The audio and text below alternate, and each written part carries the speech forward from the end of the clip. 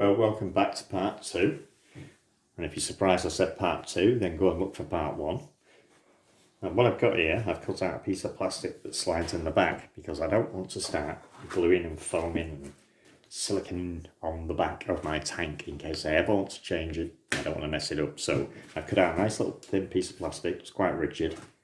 And my intention is to, after picking out these bits of wood, was to glue these to the back in some way, shape or form, maybe something like that, that I can have a base from.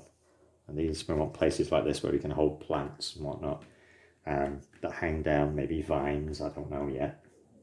And yeah, so I'm going to glue this in, and in the big parts here that are empty, I'll probably glue cocoa fibre too, or something such, maybe even sand, probably a lot more wood. But I'm going to get on with that, and we'll see what happens when I've done it. Okay, I don't know how well you can see this, but in the bottom here, in the land side, what I've done is I put about 1.5 inches of gravel in the bottom, and then a carbon fibre mesh. On top of that, I've got luntwood charcoal, and just for good luck, I put a layer of sphagnum moss on top of that, and now I'm going to add the substrate over the top. Let's see how it goes. This is what we got. Sorry about any reflection, but wherever I put the light, it seemed to have a reflection somewhere. So this is what we have for now, which is our earth half and our water half. Now I've got to do something with the back, which I'd already set the wood up and glued it to a back piece earlier. So let's see what it looks like.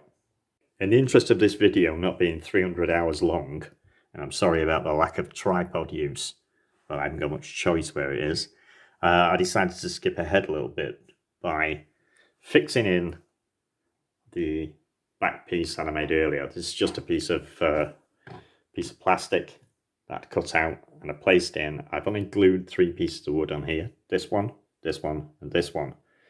And the rest is pretty much trapped in there and then filled in with sphagnum moss, as you can see. And now I've run out of sticks that I like, so I'm going to go for a mooch and see if I can find some more, and some tamarisk moss to cover over the edge here. See you in a bit. Right, got some sticks and baked them. When you get sticks from outside, you need to bake them at 200 degrees C. And for those of you watching in black and white, that's gas mark 6. But this is what it looks like so far. Obviously, needs planting out and needs moss.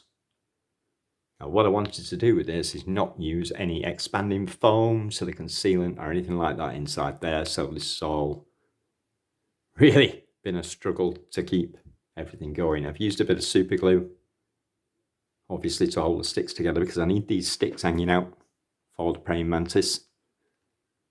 So I'm going to get this planted now. I don't know what with yet. And then we'll see how it looks.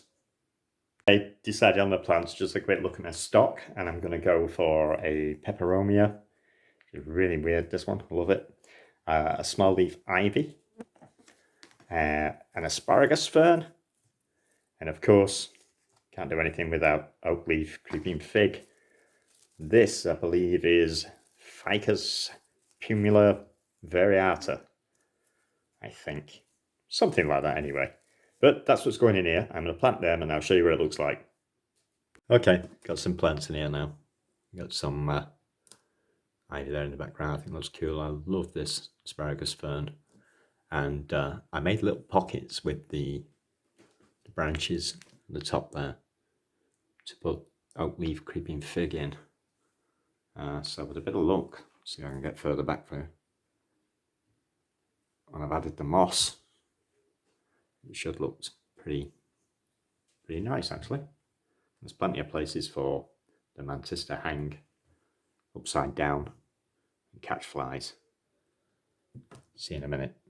Right, this is one of my quarantine moss bins. I've been soaking for a long time. I've had this for ages.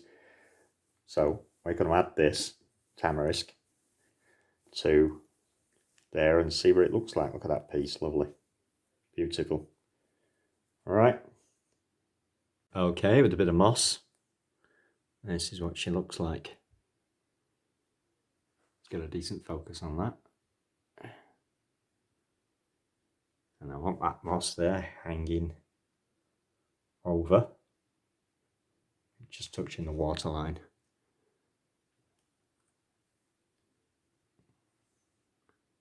And there we go. Natural woodland Paludarium. And now we've got to work on this. Good luck with that, eh? See you in a bit. Okay, I knew this was going to be an absolute pain to film. I'm actually sat on the floor here because this is underneath my Mantis shelves. So I'm going to do the water part.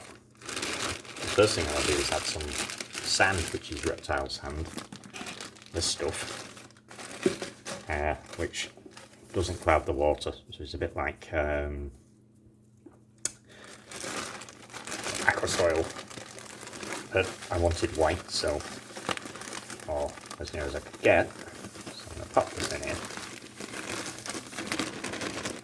I should be able to see things better. I'll spread this out a little. I'm going to go up at the back like you would in a terrarium. There we go. Get some sort of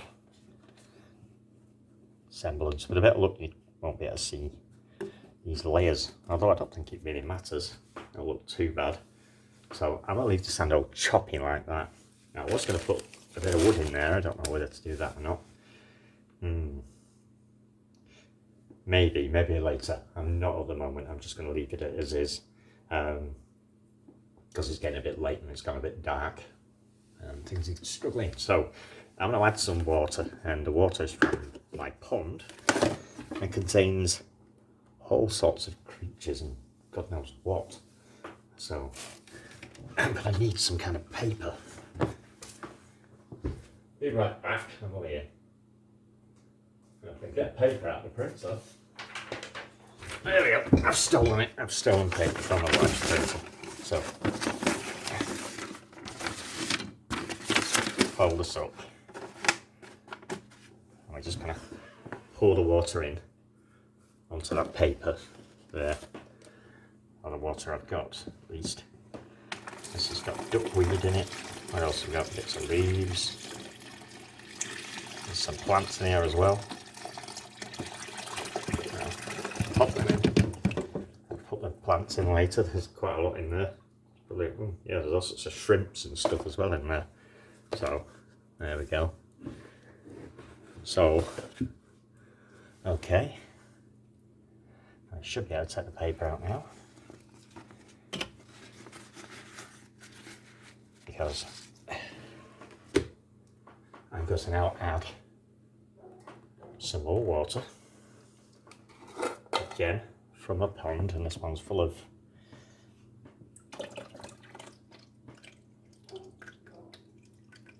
duckweed mostly.